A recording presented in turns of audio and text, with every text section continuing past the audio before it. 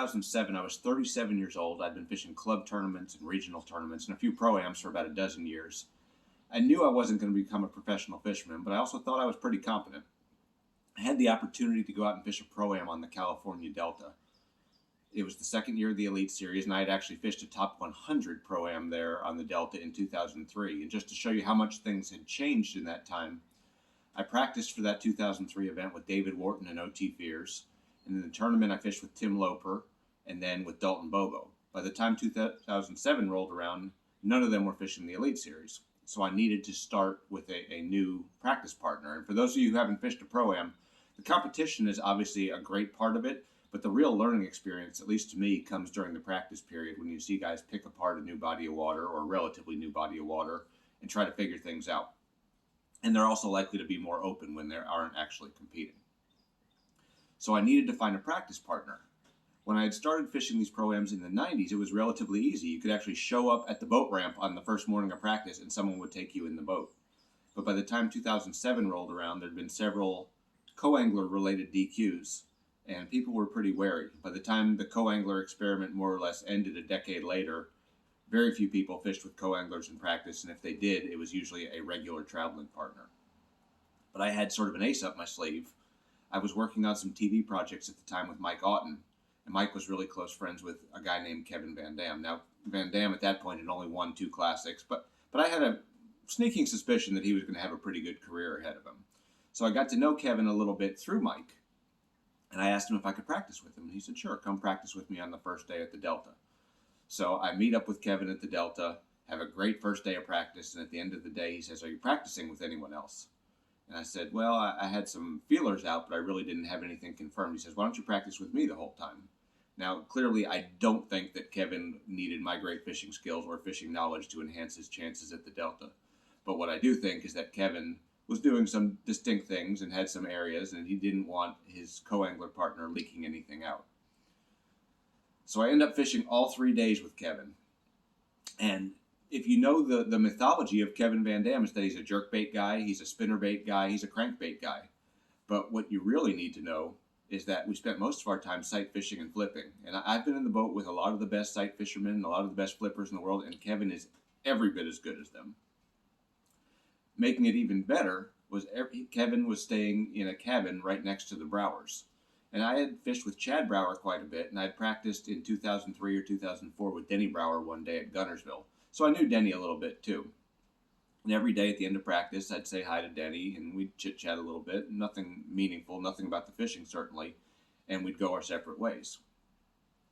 So the last day of practice, I'm out with Kevin, and he decides that he needs to supplement what he has going on with flipping and sight fishing. He's going to do something else. And he whips out this new lure.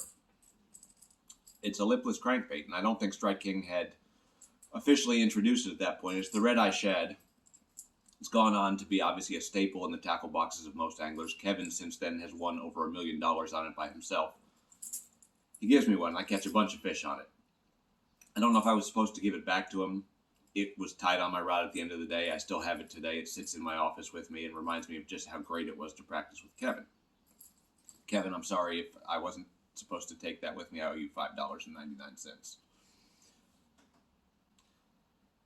So the tournament rolls around. First day, I draw out James Charlesworth, who, like myself, was from Virginia and had driven 3,000 miles across the country to fish the Delta. James went on to finish in the top 10. I caught 3 little swimmers that day on a Senko for probably about 3 pounds.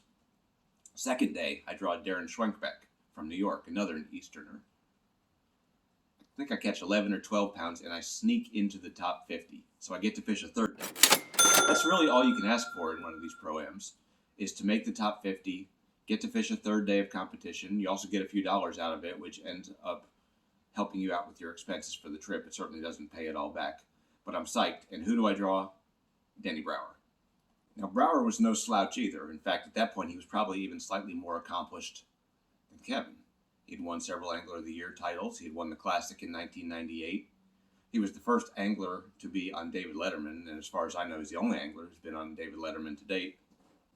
He'd also been on the Wheaties box, and that's no small accomplishment. It's obviously the breakfast of champions, and he was indeed a champion. So Denny and I are idling out, and if you've ever launched there at Ladd's Marina in Stockton, it's a fairly long idle back to where we were taking off from. And he goes, how was fishing with Kevin? And I was still on a high from practice. And I said, Denny, it was incredible. I've never fished with someone like that. We could idle down one of these dead end canals, and Kevin would say, we're going to catch them there, there, and there. And sure enough, we'd catch them there, there, and there. And I also might have made a comment about what a great flipper he was. Again, huge freaking mistake.